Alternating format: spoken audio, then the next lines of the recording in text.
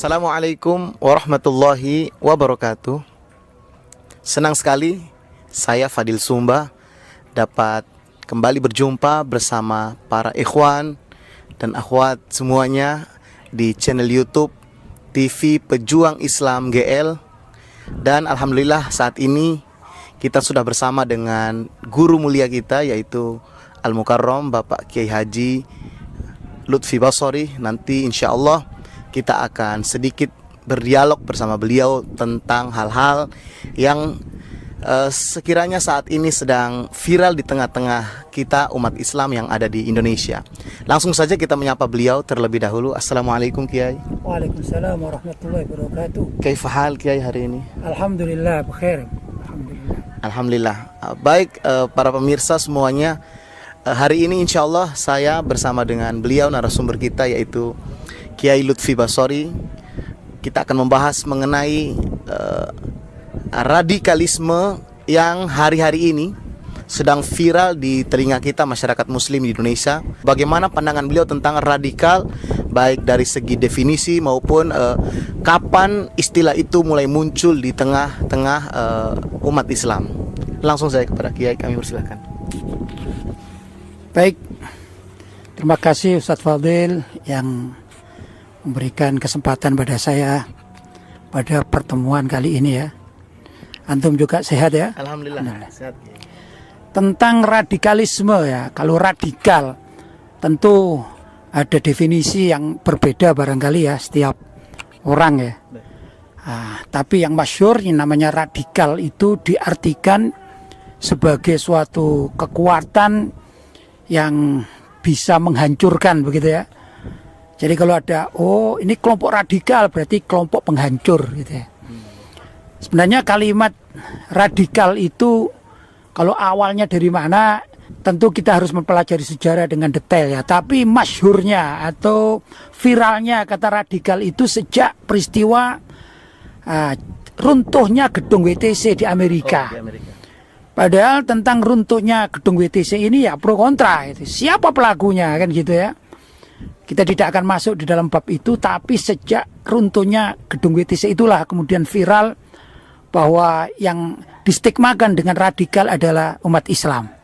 Nah, itu yang menyebabkan kita ini menjadi repot gitu ya. Padahal kalau memang benar itu ya, kalau radikal itu umat Islam di saat itu tentu kan sangat perlu dilokalisir gitu ya. Bukan di general seperti sekarang seluruh dunia atau seluruh dunia Islam dikatakan radikal, tidak begitu kan?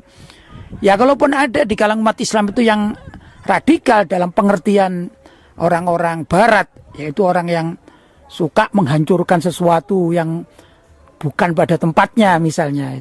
Mestinya ya oknum-oknum itu saja kan begitu, bukan kemudian di general itu ya. Ini kan enggak sekarang namanya di general itu setiap orang Islam, apalagi berpakaian Islam atau berpenampilan Islam gitu, tiba-tiba dituduh radikal. Ini jelas ada satu grand design ya. Menurut saya ya, paling tidak bacaan-bacaan yang pernah saya baca itu begitu. Ada satu grand design atau perencanaan besar di dunia ini, bagaimana caranya umat Islam itu termarginalkan. Sehingga dengan salah satu cara gimana orang menjadi fobia terhadap Islam. Yang dikenal dengan Islamofobia ini ya. Ini kan susah kita ini. Sehingga orang menjadi ketakutan terhadap Islam. Orang mau berpakaian Islam takut, orang mau berbicara Islam takut. Apa sih tujuannya? Ya meruntuhkan Islam. Karena kekuatan Islam ini sangat luar biasa di dunia ini, sangat luar biasa. Jadi sejak Rasulullah SAW diutus menjadi seorang Rasul ya, maka Islam itu menjadi momok bagi orang-orang di luar Islam, orang yang belum masuk Islam, atau mungkin lebih mudahnya yaitu orang-orang kafir kan gitu ya. Kita tidak mengatakan dari agama apa, tapi yang namanya non-muslim itu dalam bahasa agama kan kafir gitu ya. Maka Islam dianggap momok. Padahal yang disampaikan di dalam Islam adalah kebenaran gitu ya. Tapi orang-orang jahat kalau melihat suatu kebenaran itu kan mesti merasa terusik. Nah inilah sehingga bagaimana caranya orang-orang jahat, mulai dari jahat dalam bidang akidah atau keislaman atau keyakinan, atau jahat dalam bidang fisik ya. Misalnya fisik itu ya orang-orang yang mabuk, orang-orang yang berjudi gitu ya, yang itu dilarang oleh agama Islam, otomatis mereka terusik. Karena terusik itulah yang menjadikan mereka ini mencari cara agar Islam tidak berkembang dan agar Islam itu tidak dikenal oleh dunia, sehingga mereka merasa enjoy dengan apa yang mereka lakukan. Nah, ini sebab kenapa tiba-tiba Islam itu dikatakan radikal, dan sebab apa tiba-tiba semua umat Islam ini dikatakan yang tidak bisa bertoleran atau tidak bisa bersahabat dengan dunia. Kalau kita bicara dunia ya, itu kaitannya dengan kenapa radikalisme itu kemudian dimunculkan. Barangkali itu yang saya paham ya. Menarik sekali ikhwan fillah apa yang disampaikan oleh beliau tadi.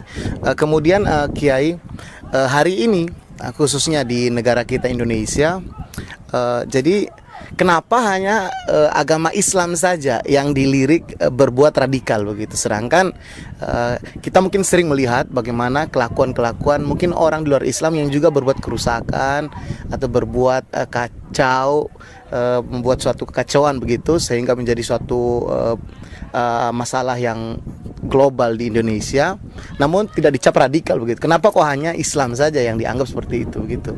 Nah, ini bagaimana menurut pandangan Kiai terhadap hal tersebut? Baik, jadi begini ya. Ya kita akan sedih itu ya. Jadi kita prihatin terhadap tuduhan-tuduhan yang tidak beralasan itu. Makanya kalau kita melihat di Indonesia saja berapa agama sih? Ada Buddha, ya, ada Kristen, ada Protestan, ya, ada Hindu, ada Konghucu kan gitu, dan ada Islam kan gitu ya. Ini kenapa memang kok jadi Islam jadi sasaran kan begitu ya, memang aneh. Ini kalau bukan grand design dari orang-orang yang mempunyai misi terhadap kehancuran Islam tidak mungkin. Dan grand design ini bukan dirancang di satu negara seperti Indonesia, tidak seperti itu. Tapi grand design ini memang menjadi suatu ajaran secara mengglobal, mendunia. Kenapa? Kalau Islam itu dikenal dan Islam itu mudah diterima, karena mudah diterima di mana saja mereka berada, maka orang-orang di luar Islam itu kan khawatir tersaingi, khawatir mereka terdegradasi dalam kehidupan dunia kan begitu. Bahkan di beberapa tempat ya, di negara-negara yang Islamnya minoritas itu ajaran Islam sudah dipakai di sana. Nah, maka mereka ini merasa tersaingi. Disitulah letak kemudian gimana caranya Islam itu tidak ada kan gitu. Nah, salah satu dari strategi orang-orang di luar Islam menjadikan Islam sebagai musuh bersama. Kalau sudah menjadikan Islam sebagai musuh bersama, maka setiap orang gitu ya, yang tidak seagama dengan Islam, mereka menjadi satu kesatuan untuk membumi hanguskan Islam. Itu sebabnya. Maka tokoh-tokoh Islam pun juga menjadi satu tujuan bagi grand design mereka ini, bagaimana tokoh Islam itu tidak bicara Islam secara detail, tidak bicara Islam secara syariat dengan penuh. Bolehlah misalnya tetap menjadi Islam, tapi ya yang biasa-biasa saja, yang sesuai dengan standar orang-orang di luar Islam. Padahal yang jelas ajaran Islam itu tidak sama dengan apapun, standar apapun dengan orang-orang Barat misalnya ya. Kalau tadi tentang WTC di Amerika, tidak ada Islam dengan standar Eropa atau Amerika itu yang sama, tidak ada. Islam adalah agama yang sangat mulia. Islam mengharamkan pembunuhan ya. Sedangkan di luar Islam tidak ada hukum haram kan gitu. Nah, coba saja berapa tahun itu Israel membunuh sekian banyak umat Islam. Genosida massal. Iya, tapi tidak ada memang pembicaraan. Ini kan aneh. Karena itu kalau kita katakan itu sebenarnya strategi orang-orang di luar Islam untuk menghancurkan eksistensi Islam dan umat Islam di dunia secara umum. Begitu, Ustaz. Ikhwan fillah, tadi kita banyak mendengar ilmu dan juga banyak hal yang disampaikan oleh guru kita, Kiai Lutfi Basori. Tentu yang dapat kita simpulkan adalah Islam adalah agama yang mengajarkan kedamaian, dan tentu ini bertolak belakang sekali jika Islam dikaitkan dengan radikalisme. Oleh karena itu mudah-mudahan dengan apa yang disampaikan oleh beliau tadi menjadi pemasukan buat kita semua sehingga kita bisa lebih mengenal Islam lebih baik lagi. Dan tentu Islam adalah bukan agama yang intoleran, dan Islam adalah agama yang menebar kasih dan sayang. Mungkin itu ikhwan fillah, jangan lupa ikuti terus TV Pejuang Islam GL, dan tentu jangan lupa subscribe.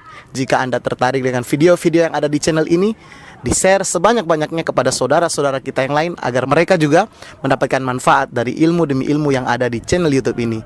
Akhirul kalam, wassalamualaikum warahmatullahi wabarakatuh.